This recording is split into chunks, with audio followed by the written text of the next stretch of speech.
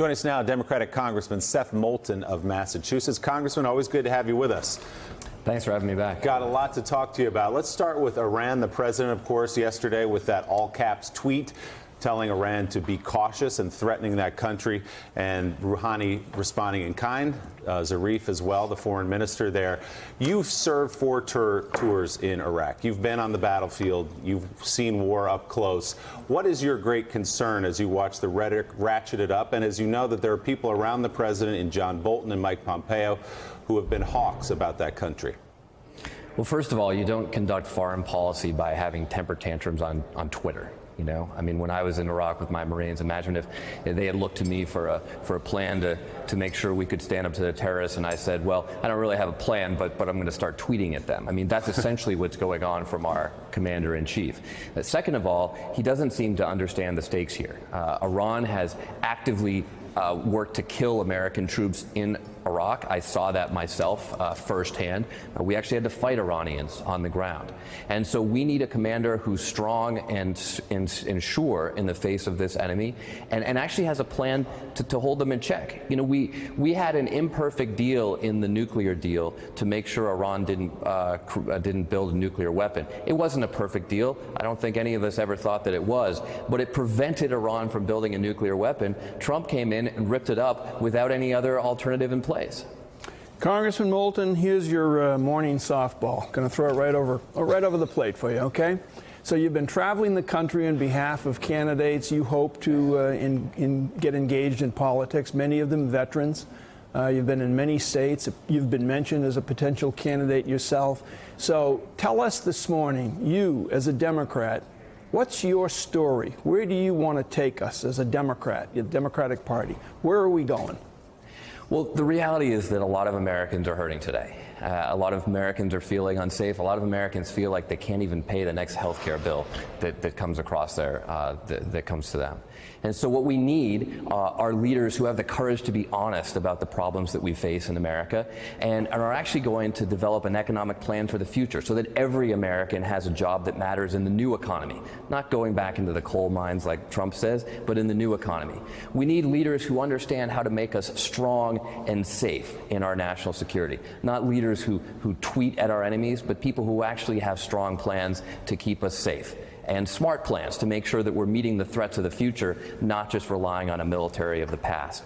And we need Democrats who are willing to reform government. If we're the party that believes that government can help, then let's show how we're going to make sure government works for everybody in America. And the kind of leaders that I'm seeing across this country who are stepping up, many of them serving the country again, people who put their lives on the line for the country once and are now ready to serve again. People like MJ Hager down in Texas, a hero in the Iraq War, who says, I want to serve this country again. People like Mikey Sherrill, a Navy helicopter pilot up in New Jersey, who have said, I don't care about how hard this challenge is. She took on the chairman of House Appropriations, and she's going to win that race. So there are extraordinary leaders who are stepping up, who have the courage to be honest about the problems that we face, and are going to lead not just because they're Democrats, but because they're leaders who believe in this country. So, Richard, I'm a homer for him, okay? But I'm giving him an A- on the answer. You're a Red Sox fan. I don't want to hear your views on baseball. Congressman, in terms of Iran, the other thing besides the president tweets was the Secretary of State's speech, essentially calling for supporting the dissidents, supporting the protesters, and essentially supporting an alternative Iranian leadership.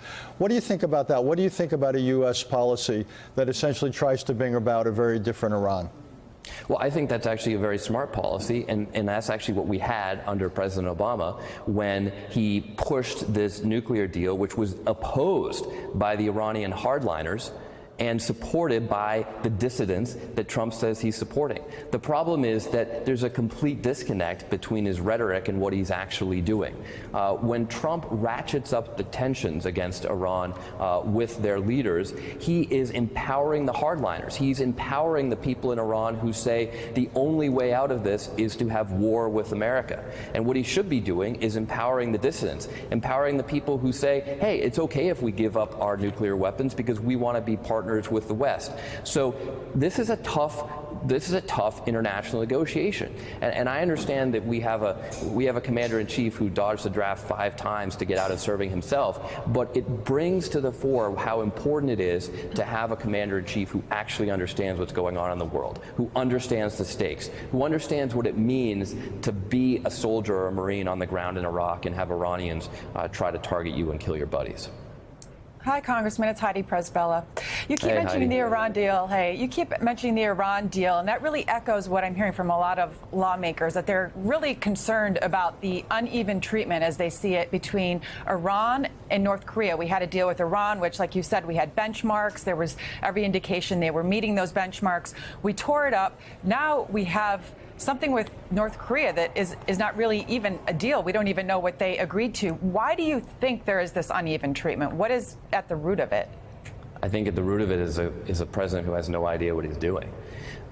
It does actually, that when you hear what's going on in Iran, it does make you think of North Korea. I mean, he had a temper tantrum against the North Korean leader, and the next thing we know, he's sitting down and making some sort of deal, which isn't a deal. I mean, all Trump did in North Korea is he gave up military exercises with one of our most important allies, the single American ally in the entire world that's under the greatest daily threat of annihilation. That's South Korea.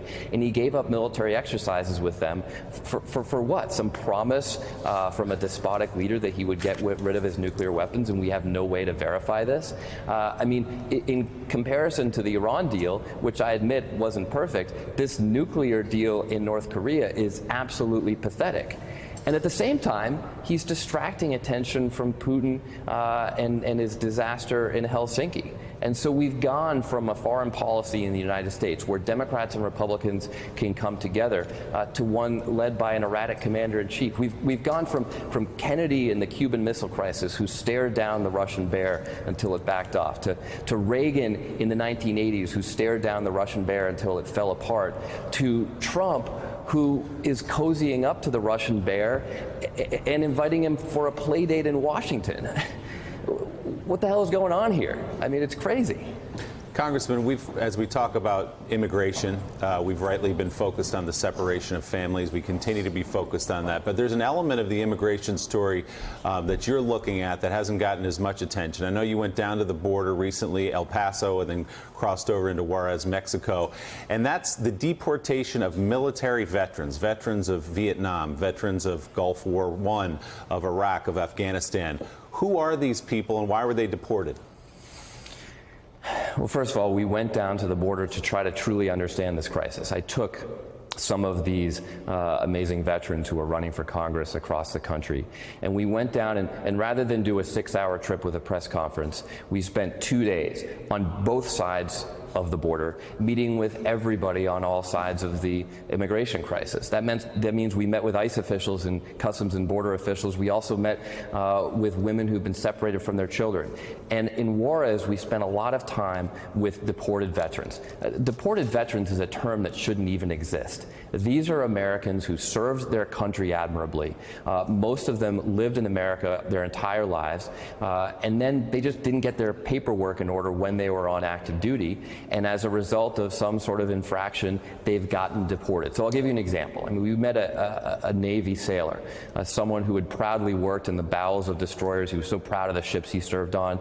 He served in the Navy for 10 years. He came to America as a child. His children, his parents were all legal American residents. And then he got out of the Navy and he got a DUI. He got a DUI. Now, a DUI is a serious offense. It's an offense, though, that many of my colleagues in Congress have committed. And after serving his time for a DUI, for having his punishment, he got deported. So now he's in Mexico, a country that he's never known. His entire family is in the United States, and his record of service to the United States Navy is impeccable. That's just a tragedy. And one of the things that we learned about this border, on this border trip, is that everybody who touches the immigration system, whether you're an ICE official, an ICE officer, a Customs and Border patrolman, or you're a deported veteran or a woman who's been separated from her kids, everyone thinks the system is totally broken as it is. we in Washington need to have the courage to face that and actually fix it. And that's why we went to understand it on the ground, so that we can come to Washington and develop some real solutions to this crisis. We still have these numbers, Congressman, of families separated, of those veterans deported. It feels like the story goes on and on despite all the focus and the outrage in this country. Why hasn't it changed more quickly, and do you see progress into getting these families back together? You know, it hasn't changed more quickly because we have the same leaders in Washington taking the same old approach to a new world of problems. And what we need is a new generation of leaders, not just to replace the Republicans in Congress who can't get anything done, but also to step up in our own party, in the Democratic Party, and say, let's be honest about this problem. It's a hard problem. We've got to have secure borders. That's the reality. We've also got to make sure that people coming here for legitimate reasons, who are fleeing violence, not coming here to try to take our jobs, but fleeing for their lives, have a chance at the American dream, something that we have always promised the world. And so we need new leaders here. We need people who have the courage to face these problems, who will have a vision for the future, and can actually bring people together to solve them. You know, when I was on the campaign trail in 2014 in my own first tough race, I had to talk to thousands of people, but one of the most memorable was a United States Navy veteran from World War II. He fought in the Pacific, and I went up to him and I introduced myself to him at a diner, and I said, you know, I'm running because I want to serve the country again. And he said one thing to me. He said, Seth, promise me that if you go to Washington, you'll go as an American. Not as a Democrat or as a Republican, but as an American. We need to get back to that. We need to have leaders in Washington who do the right thing for the country, who put people before politics, and are actually willing to get things done. Congressman Seth Moulton, and Captain in the Marine Corps, thank you very much, Congressman. We appreciate it. Thank you. Coming up, Sarah Sanders says the White House has shared details about the president's meeting with Vladimir Putin. But Senator Jeanne Shaheen is not convinced. She wants the president's translator to testify before Congress. The New Hampshire Democrat joins our conversation next on Morning Joe. Thanks for checking out MSNBC on YouTube, and make sure you subscribe to stay up to date on the day's biggest stories. And you can click on any of the videos around us to watch more from Morning Joe and MSNBC. Thanks so much for watching.